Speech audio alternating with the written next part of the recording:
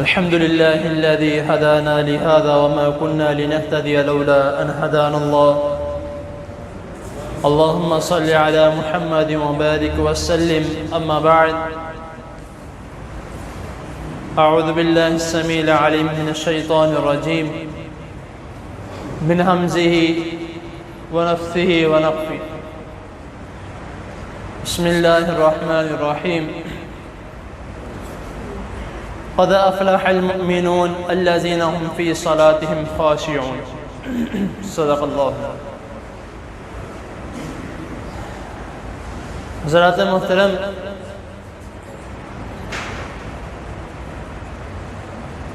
اللہ تعالیٰ کی توفیق سے اور آپ دوست احباب کی دعاؤں سے الحمدللہ ثم الحمدللہ ہم نے جو باب شروع کیا ہوا تھا، باب الحث علی الخشوع فی الصلاۃ، نماز میں خشوع و خضوع کی ترغیب کا بیان، اللہ تعالیٰ کے فضل و کرم سے آج وہ بھی مکمل ہو رہا ہے. یہ صرف اور صرف اللہ ہی کا فضل ہے. آپ سب جانتے ہیں، مجھے بچپن سے دیکھا ہے، شروع میں جس طرح میں نے درس وغیرہ دینا شروع کیا، بیچ میں کئی مرتبہ ایسا بھی ہوا کہ کچھ چند باتیں اوپر نیچے تھی، کچھ کی سمجھ نہ لگتی، یا کچھ بیچ میں غلطیاں وغیرہ بھی تھی. لیکن اللہ تعالیٰ کے فضل و کرم سے، آپ کی دعاؤں سے، بہت سے نمازی حضرات ایسے ہیں، ہر کوئی ایسا نہیں ہوتا، بہت سے بیچ میں ایسے ہیں الحمدللہ کہ اللہ تعالیٰ نے مجھے آپ جیسے نمازی عطا کیے ہیں کہ کوئی نہ کوئی بیچ میں جو بات ہوتی آ کر صرف اور صرف مجھے سے آ کے میرے کان میں کہہ دیتے کہ حافظ صاحب آج یہ بات تھوڑی سی مسٹیک تھی. یہ بھی بہت کم ایسے لوگ ہوتے ہیں جو آ کر اس طرح بات کرتے ہیں. تو الحمدللہ اللہ تعالیٰ کی توفیق سے، اللہ کے فضل و کرم سے آج آپ کے سامنے ہیں. یہ سب اللہ تعالیٰ کا فضل ہے، آپ کی دعائیں ہیں، اور میرے والدین، والد محترم، والدہ محترمہ، میرے دادا جان، ان سب کی دعائیں، ان کی پرورش اور ان کی خصوصاً تہجد کے ٹائم اٹھ کر دعا کرنا، سب انہی کا نتیجہ.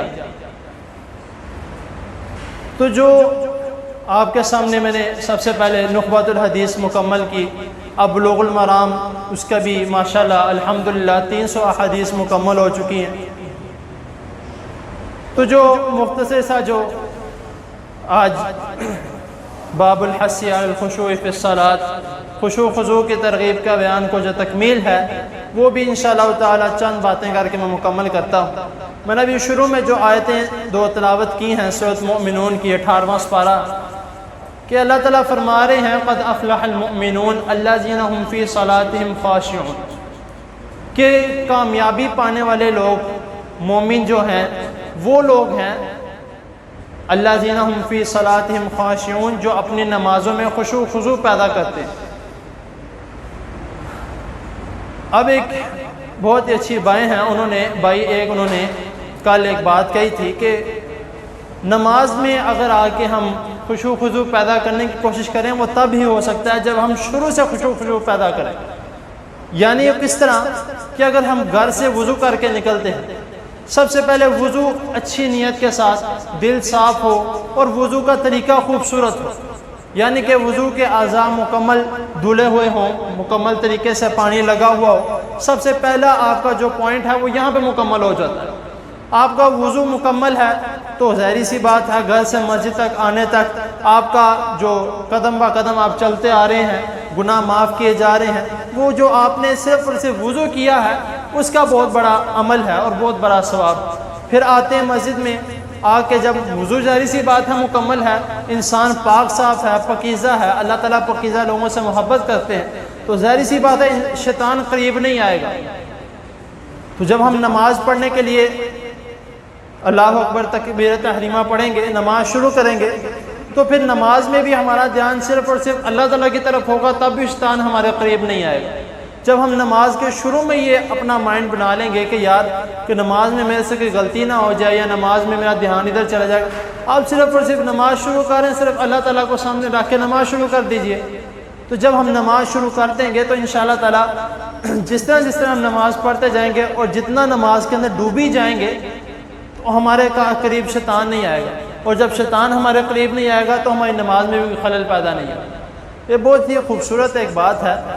تو ہمیں خیال رکھنا چاہیے کہ جب ہم وضو کریں، سب سے پہلے اپنے وضو پر فوکس کریں، مکمل طریقے سے اچھے طریقے سے وضو کریں۔ وضو کر کے اگر دکان سے آ رہے ہیں تو دکان سے بھی بس یہ مائنڈ بنا کے لے کر جائیں کہ میں نے جا کے اچھے طریقے سے وضو کرنا ہے۔ وضو کر کے جو نیت، جو دل کا ارادہ ہے، وہ سب سے مین چیز ہے۔ تو ہمیں ان باتوں کا خیال رکھنا چاہیے۔ باقی اللہ تعالیٰ کے حضور دعا ہے اللہ تعالیٰ ہمیں اپنی نمازوں میں خشوع و خضوع پیدا کرنے کی توفیق عطا فرمائے، اپنی نمازوں کو اللہ تعالیٰ ہمیں درست سے درست بنانے کی توفیق عطا فرمائے۔ اگر ہم دیکھتے ہیں کہ کوئی نیکی چھوٹی ہے تو ہم اکثر اس طرح کرتے ہیں کہ وہ چھوٹی نیکی کو چھوڑ کے ہم کہتے ہیں چلو آگے کوئی بڑی نیکی کریں گے، لیکن ہمیں یہ نہیں پتا کہ جب ہم ایک چھوٹی سیڑھی چڑھیں گے، چھوٹا سٹیپ چڑھیں گے، پھر ہم بڑے سٹیپ کی طرف جائیں گے۔ تو ہمیں کوشش کرنی چاہیے کہ جیسے ہی کوئی چھوٹی نیکی ملے اس کو فوراً پکڑ لیا جائے، وہ اس کو کر لیا جائے، اور اللہ تعالیٰ بڑی نیکی کی خود ہی توفیق عطا فرما دے۔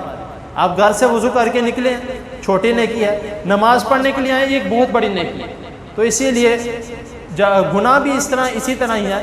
اگر آپ چھوٹے گناہ سے بچیں گے تو اللہ تعالیٰ آٹومیٹکلی آپ کو بڑے گناہ سے بھی بچا لیں گے۔ تو اللہ تعالیٰ کے حضور دعا ہے اللہ تعالیٰ ہمیں جو سنا ہے اس کو سمجھنے کی، اس پر عمل کرنے کی توفیق عطا فرمائے۔ جزاک اللہ۔